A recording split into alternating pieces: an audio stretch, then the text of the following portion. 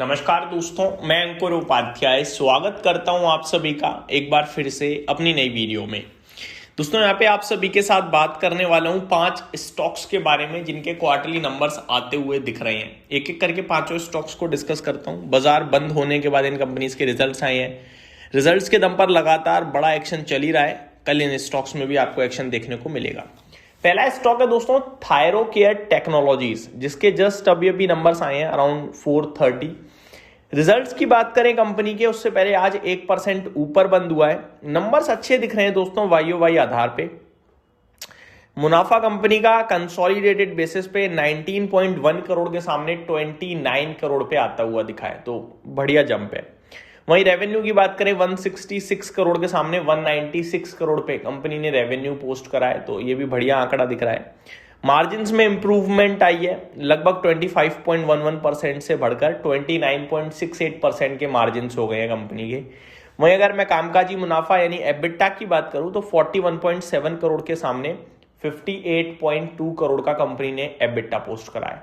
तो हर एक पैमाने पे अच्छे नंबर्स लग रहे हैं। मैं पॉजिटिव नंबर्स मानूंगा, थम्स अप दूंगा और मेरे हिसाब से अच्छा रिएक्ट करना चाहिए ये स्टॉक। अगला स्टॉक है दोस्तों जिसके बारे में आप सभी के साथ बात करना चाहूंगा, मैनोरमा इंडस्ट्रीज। इस कंपनी का शेयर आज 8% ऊपर बंद हुआ है। ऐसा लग रहा था मानो कंपनी को पहले से ही पता है कि नंबर्स दमदार आएंगे। पोस्ट मार्केट नंबर आए करीब 4:15 बजे, बेहतरीन नंबर लग रहे हैं। 29.5 करोड़ के सामने स्टैंड अलोन बेसिस पे नेट प्रॉफिट 68.2 करोड़ पे आया है, तो मुनाफा हो गया डबल कंपनी का। वहीं अगर रेवेन्यू की बात करूं तो 209 करोड़ के सामने 360 करोड़ पे रेवेन्यू आया, करीब मोर देन 60% का जंप रेवेन्यू में देखने को मिला है आप सभी को। मार्जिन 26.37% से बढ़कर 27.09% पे आए हैं, तो मार्जिन में भी अच्छा इंप्रूवमेंट दिखा है हमें।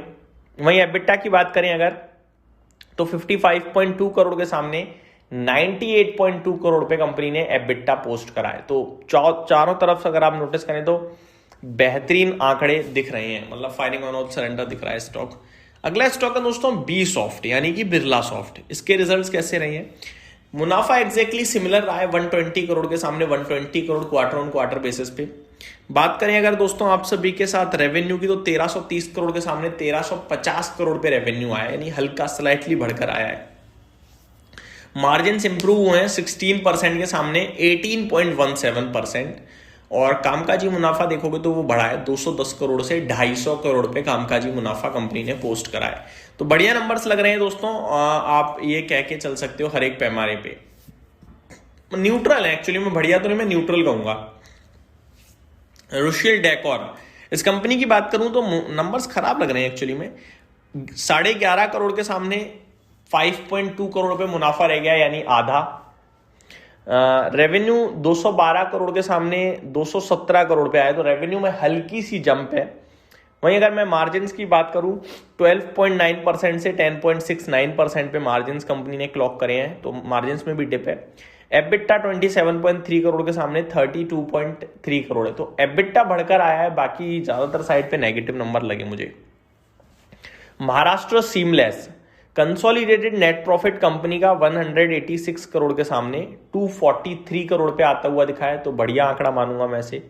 रेवेन्यू 1410 करोड़ के सामने 1090 करोड़, तो रेवेन्यू घटकर आया तो खराब मानूंगा। मार्जिन्स भी घटे हैं, मेरे को लगता है केवल मुनाफा बढ़ा है, हो सकता है कुछ एडजस्टमेंट है, नंबर्स वीक लग रहे हैं। 19.86% से मार्जिन 14% रह गए हैं बस। कामकाजी मुनाफा 280 करोड़ के सामने 150 करोड़ रह गया है। रेवेन्यू घट रहा है, मार्जिन घट रहे हैं, कामकाजी मुनाफा घट रहा है, मुनाफा बढ़कर आ रहा है, डेफिनेटली कुछ एडजस्टमेंट है, वीक नंबर मानूंगा मैं।